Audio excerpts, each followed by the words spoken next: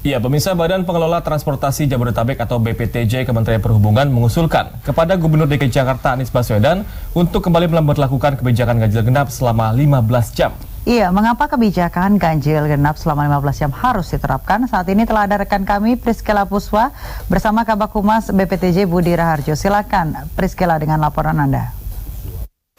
Reva, Tiara dan juga pemirsa, istilah padat merayap, tua di jalan ini menggambarkan kondisi jalanan di ibu kota, dan berbagai cara atau upaya telah dilakukan oleh Pemprov DKI Jakarta untuk mengurangi kemacetan di jalanan ibu kota, dan salah satunya adalah kebijakan ganjil genap yang kita sudah tahu sejak awal Januari 2019. Durasi yang terbagi menjadi 2 segmen, pagi dan sore, ini sudah berjalan, namun kebijakan ganjil genap ini belum maksimal, sehingga dalam beberapa hari terakhir ini ada usulan atau rekomendasi dari BPTJ agar memberlakukan kebijakan ganjil genap ini selama 15 jam. Dan untuk mengetahui apa sebenarnya alasan BPTJ mengeluarkan rekomendasi kepada Pemprov untuk ganjil genap selama 15 jam, saat ini saya sudah bersama dengan Kabak Humas BPTJ, Bapak Budi Raharjo. Selamat malam, Pak Budi. Selamat malam, Pak. Sehat ya, Pak? Alhamdulillah sehat. Nah ini Pak, dengan rekomendasi yang baru ini sebenarnya alasan yang mendasar apa sih Pak harus diberlakukan ganjil genap selama 15 jam? Ya, jadi begini, kondisi lalu lintas kita, kinerja lalu lintas di Jakarta ya, pada saat dilakukan ganjil genap seperti sekarang ini cenderungnya menurun. Jadi menurun menjadi 17% ya, dibanding pada saat kondisi yang kita saat dapatkan sangat baik pada waktu Asian Games itu. Jadi kecepatan rata pada saat ini itu menurun 17% ya. Jadi saat ini hanya sekitar 30 km per jam rata-rata ya di jalan-jalan yang diberlakukan ganjil genap tersebut. Nah, kita mengusulkan agar kondisi ini jangan dibiarkan. Kita harus ada antisipasi untuk bagaimana agar meningkatkan kembali kinerja lalu lintas ini. Di antaranya kita merekomendasikan ganjil genap. Kenapa demikian? Karena ganjil genap sudah terbukti pada waktu Asian Games kemarin itu meningkatkan kinerja lalu lintas di jalan Jakarta ya. Jadi dari 25% kecepatan rata-rata menjadi 37% waktu itu. Karena sudah terbukti, kita mengusulkan kepada pemerintah DKI untuk memperlakukan kembali ganjil genap ini.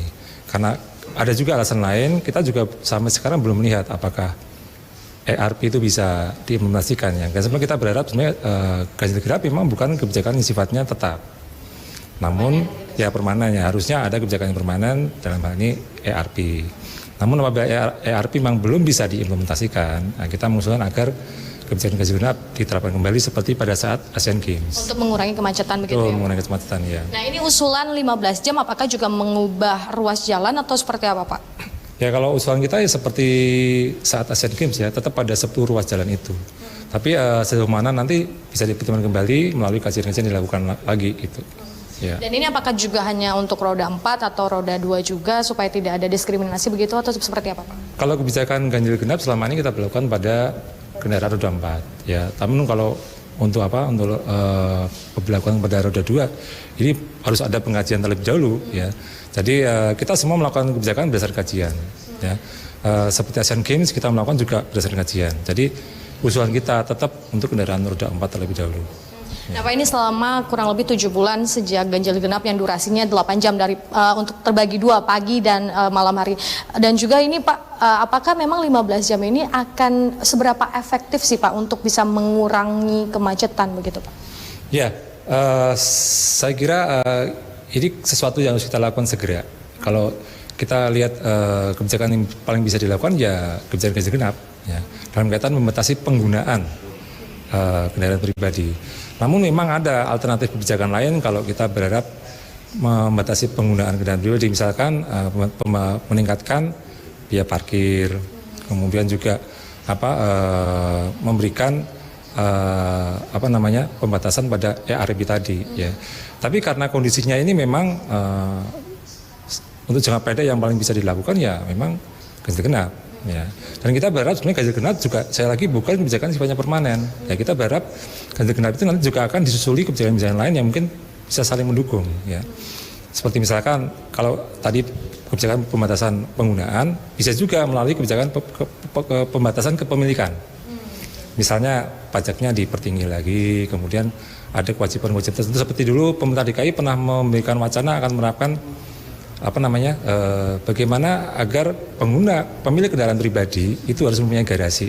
Nah, itu kenapa tidak dilakukan? Hal seperti itu ya nanti bisa saja dilakukan untuk melengkapi kebijakan kita. Nah ini kenapa sih Pak baru mengusulkan rekomendasi setelah ini Asian Games kan 1 tahun yang lalu begitu? Apakah memang dengan momentumnya begitu peringatan 1 tahun Asian Games, apakah supaya mengingat masyarakat ini ganjil genap ternyata efektif sekali? Apa memang kenapa baru sekarang Pak untuk mengusulkan ini Pak?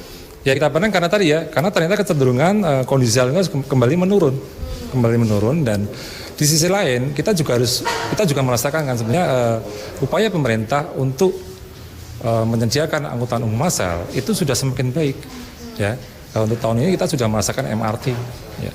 Jadi kan kalau ada kebijakan membatasi penggunaan kendaraan pribadi harus diimbangi dengan penyediaan angkutan umum massal dan angkutan umum massal kita sudah semakin baik.